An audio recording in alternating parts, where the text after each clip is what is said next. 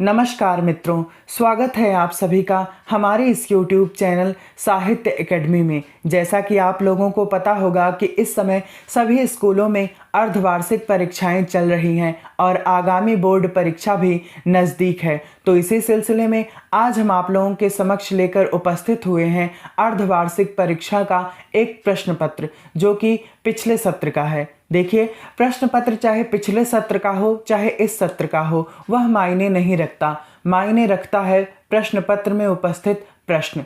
तो चलिए मित्रों, अर्धवार्षिक परीक्षा के इस प्रश्न पत्र को देखते हैं, हल करने का पूर्ण रूप से प्रयास करते हैं, ताकि आप लोगों की आगामी बोर्ड परीक्षा की तैयारी भी सुदृढ़ हो और इस साल की अर्धवार्षिक परीक्षा की तैयारी भी आप अच्छे से कर सकें।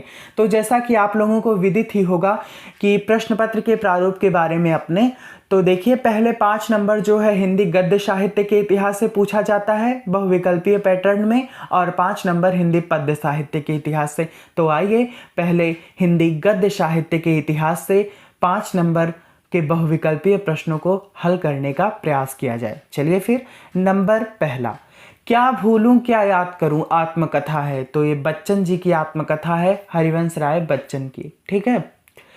और 100 अजान एक सुजान के लेखक कौन है? बालकृष्ण भट्ट हैं। बालकृष्ण भट्ट देखिए भारतेंदु युग के निबंधकार भी हैं, एकांकीकार भी हैं, ठीक है, और नाटककार भी हैं। तो ग वाला प्रश्न है फिर, अरे यायावर रहेगा याद, इसके लेखक हैं अज्ञेय जी। अज्ञेय जी की अन्य रचनाएं क्या हैं? असाध्य वीड़ा, हरी घास पर छड़ भर, त्रिशंकु, ये सभी अज्ञेय जी की रचनाएं हैं। चलिए घ वाला देखते हैं।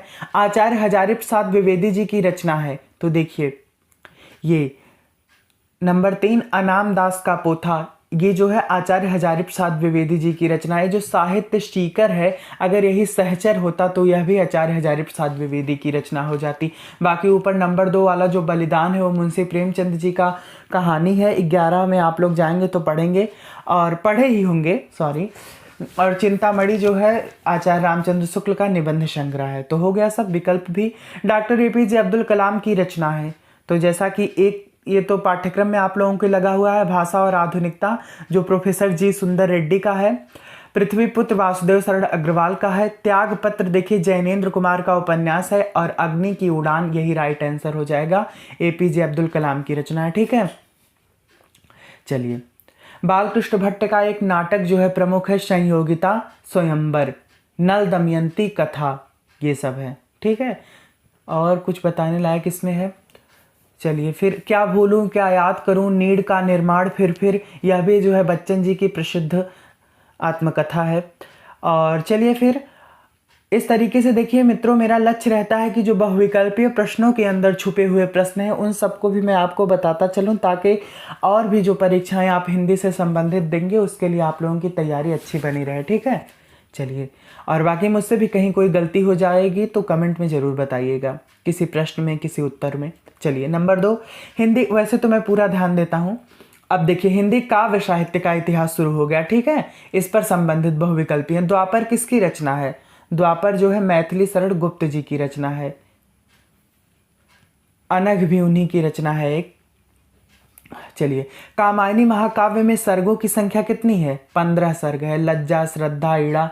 ठीक है। चलिए, रेणुका किसकी रचना है? रेणुका जो है पंत जी, नहीं सॉरी, दिनकर जी की रचना है। ठीक है। रेणुका, हुंकार, रश्मिरथी, प्रतीक्षा, ये जो है रामधारी सिंह दिनकर जी, जो प्रगतिवादी युग के कवि माने जाते हैं। इनके वाणी में ओज भरा हुआ है, राष्ट्रीय चेतना का स्वर मुखरित हुआ दिखाई देता है। तो इनकी रचना रेणुका है। ठीक है।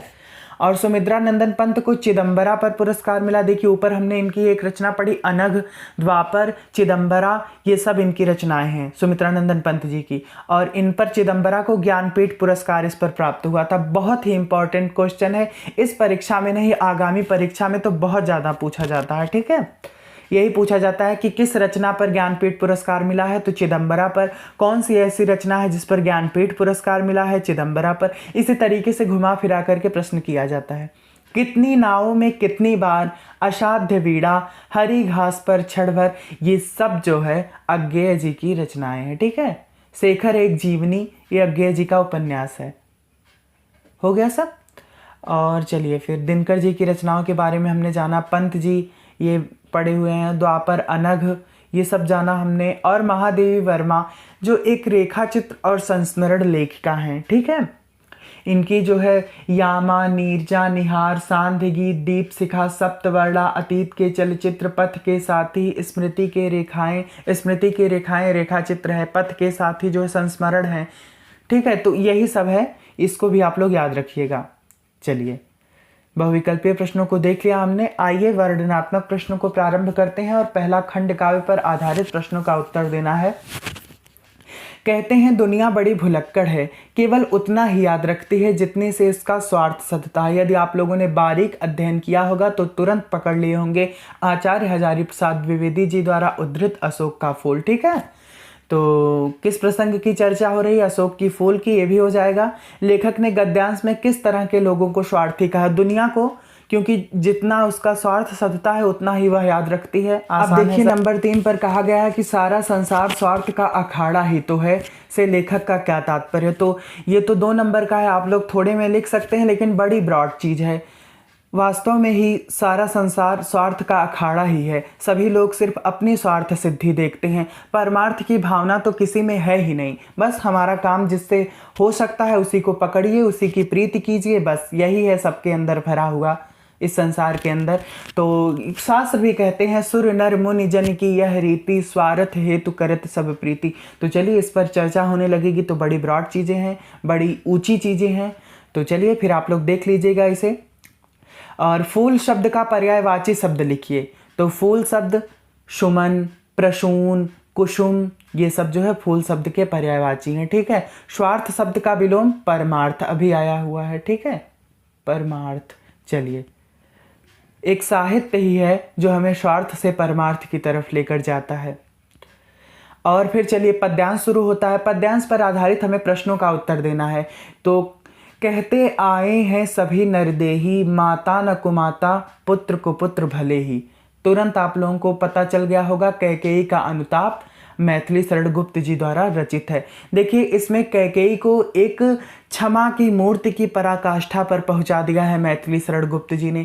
कैकेयी का अब तक शास्त्रों में जैसा भी वर्णन रहा हो, मैथिली शरण गुप्त ने जो कैकेयी का वर्णन किया है वह एक अनुपम और अद्वितीय है। और जितना मतलब उसके संबंध में भ्रांतियां, दृष्टिकोण जो सबके बदले हुए थे कि कैकेयी ने इतना अन्याय किया है, और वैसे तो सब नियति का खेल था, लेकिन उस चीज़ को, उस दृष्टिकोण को बदल दिया है इन्हें यहाँ पर गुप्त जी ने।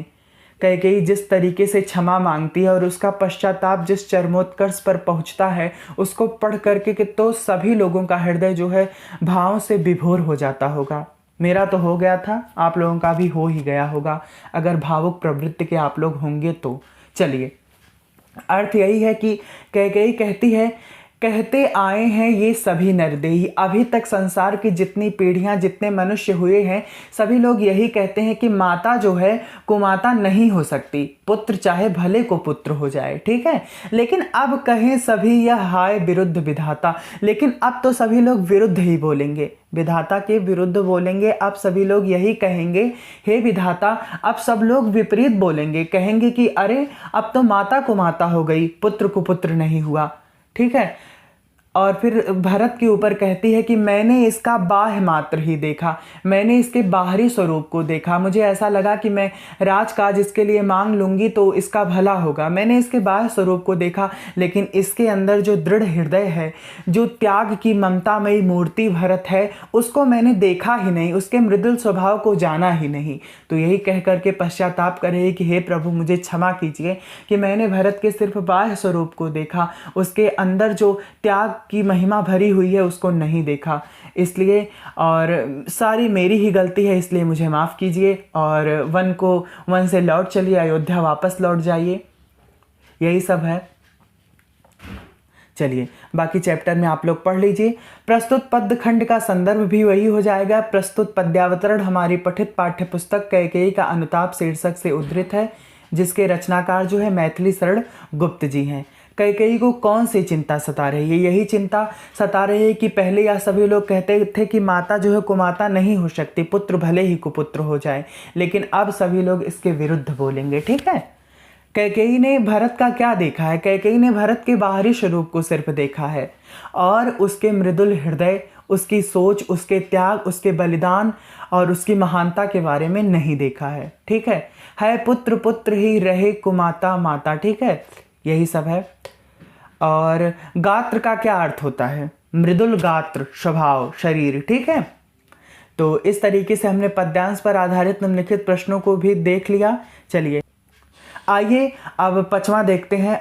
अधोलिखित में से किसी एक लेखक का साहित्यिक परिचय। देखिए आप लोगों का काम है किसी एक लेखक का, तीनों लोगों में से किसी एक लोगों का साहित्यिक परिचय आप लोगों को देना है, लेकिन इससे पहले संक्षिप्त रूप से जीवन परिचय लिखना भी आवश्यक है। 3 लेखक गद्य से दिए गए हैं और 3 पद्य से। ठीक है, ये आप लोगों का काम है, किताब से देख लीजिएगा। पंचलाइट अथवा बहादुर कहानी का सारांश लिखिए।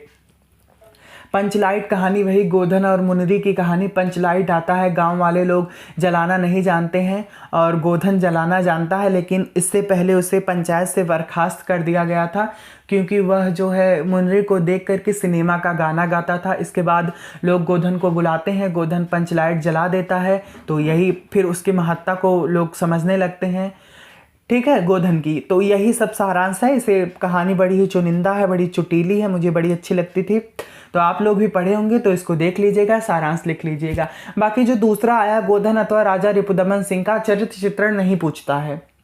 अधिकांशतः 60% नहीं 80% में कह सकता हूँ कि चरित्र चित्रण सामान्य हिंदी में नहीं पूछता है, उद्देश्य या सारांश ही पूछता है। आगे फिर 7वां प्रश्न है आलोक वृत्त खंड काव्य की कथा वस्तु। ये सब आपका काम है, आपके जिले में हर जिले के अलग अलग खंड काव्य होता है, तो उसको आप लोग देख लीजिएगा। ठीक है, आइए खंड खा संस्कृत। संस्कृत को देखते हैं हम लोग।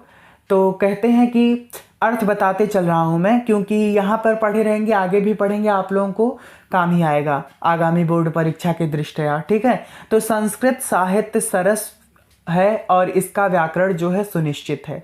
इसके गद्य पद्य में लालित्य है और भावबोध का सामर्थ्य जो है अद्वितीय है। जो संस्कृत ने भावबोध को व्यक्त किया है वह अद्वितीय है और सुनने में भी मधुर है। किम बहुना, अधिक क्या, चरित्र निर्माण में जैसे सत्प्रेरणा संस्कृत वाङ्मय ने दी है, ना तादृशम किंचित दयंत, और किसी वाङ्मय द्वारा नहीं दिया गया। वाङ्मय का अर्थ होता है साहित्य। मूलभूता नाम मानवीय गुणा नाम यादृशी विवेचना संस्कृत साहित्य वर्तते नान्यत्र तादृशी। मानवीय गुणों की मूलभूत संवेदना जैसी विवेचना संस्कृत साहित्य के अंतर्गत की गई है, मानवीय गुणों की मूलभूत विवेचना, वैसा कोई अन्य साहित्य के अंतर्गत नहीं किया गया है। संस्कृत साहित्य के महत्व को यहाँ पर बताया गया है। ठीक है, शॉर्ट में ही हमने हिंदी अनुवाद बता दिया, संदर्भ आप लोग लिख लीजिएगा। और दूसरा श्लोक का ससंदर्भ हिंदी अनुवाद तो यही जो है, जो ना में रोचते भद्रम। मुझे तो यह उल्लू का जो है अभिषेक जो है, राजा के रूप में जो इसका अभिषेक किया जा रहा है, यह मुझे नहीं सुहाता। देखो तो अक्रुद्धश्च मुखम पश्य, क्रोधित होते हुए इसका मुख जरा देखो तो बिना क्रोध के इसका मुख कैसा दिख रहा है। कथम क्रुद्धो भविष्य, यदि भविष्य में यह क्रोधित होगा तब कैसा दिखेगा, अर्थात हम लोगों के लिए यह भयानक सिद्ध होगा। इसलिए मुझे इसका राज्याभिषेक जो है सही नहीं लगता। ऐसा कौवा जो है कहता है उल्लू के बारे में, जातक कथा से लिया गया। ठीक है, ये भी हो जाएगा। चलिए अब व्याकरण को जल्दी जल्दी देखते हैं, वीडियो ज़्यादा लंबी हो जाएगी, नहीं तो ब्रॉड रूप से हल करेंगे हम सब कुछ। तो दाल में काला होना पता ही होगा आप लोगों को, संदिग्ध होना, गूलर का फूल होना, अचानक से नहीं मिलना। नहीं लोग आप कहते हैं अरे आप तो गूलर के फूल हो गए हैं, देहाती में ऐसा मुहावरा है। तो ठीक है, अब हिमालय का सही संधि विच्छेद शुरू से बचपन से पढ़ते आ रहे हैं हम लोग। हिम धन आलय, कवींद्र कविधन इंद्र, दोनों में दीर्घ संधि है। नैनम नेधन अनम अयादि संधि। ठीक है, चलिए आत्मनि शब्द में विभक्ति और वचन है, सप्तमी विभक्ति एक वचन। राजभीय शब्द में विभक्ति और वचन है, क्या है, तृतीया बहुवचन है। ठीक है, आत्मन और राजन यही दो ही आप लोगों के लिए सिलेबस में लगे हुए हैं और यही 2 रूप ही आएंगे। अभय और उभय, अभय का अर्थ होता है भय से रहित यानी भयहीन, और उभय का अर्थ होता है दोनों। अम्बुज का अर्थ होता है कमल और अम्बुद का अर्थ होता है बादल, दोनों का बा वाला सही हो जाएगा।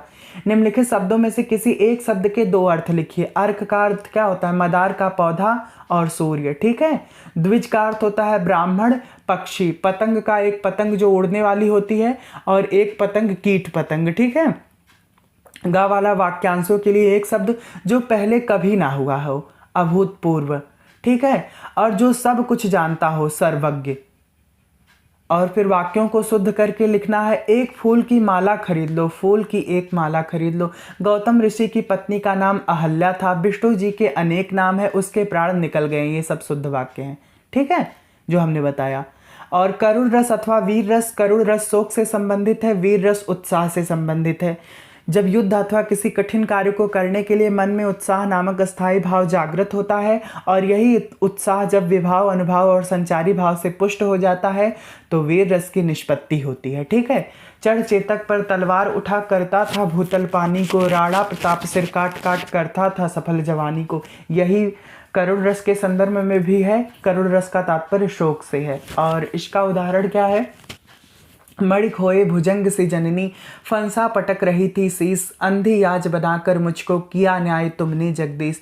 तो देखिए मित्रों, वीडियो थोड़ा लंबी हो जाए इस पर आप लोग ध्यान मत दीजिएगा, धैर्य धारण करके आप लोग देखिएगा, क्योंकि मैं सब कुछ विश्लेषण सहित बताते चल रहा हूँ, ठीक है। बोर्ड परीक्षाओं को ध्यान में रखते हुए, ऐसे उड़ंतु नहीं कि हाँ प्रश्न पत्र आपने देख लिया, ठीक है, मेरा ये काम नहीं रहता है। चलिए, श्लेष अलंकार अथवा उत्प्रेक्षा।